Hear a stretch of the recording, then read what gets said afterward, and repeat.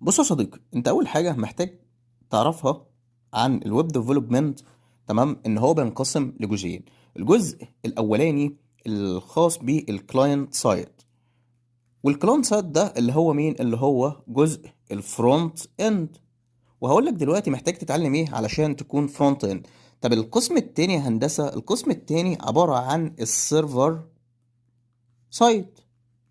والسيرفر سايد ده اللي هو ايه يا هندسه؟ اللي هو شغل الباك اند. وهقول لك محتاج تعرف ايه دلوقتي علشان تبقى باك اند. مبدئيا كده، يعني ايه الكلاينت سايد او الفرونت اند؟ الفرونت اند هو الواجهه الاماميه اللي انت بتشوفها. يعني حضرتك لو دخلت اي موقع، الانيميشن، الصور، الحركات اللي انت بتشوفها، وحجم الخطوط والمسافات ما بين العناصر والتانية، هو ده الفرونت اند. طيب الباك اند، الباك اند ده العمليه اللي بتتم خلف الكواليس اللي انت مش قادر تشوفها بعينيك.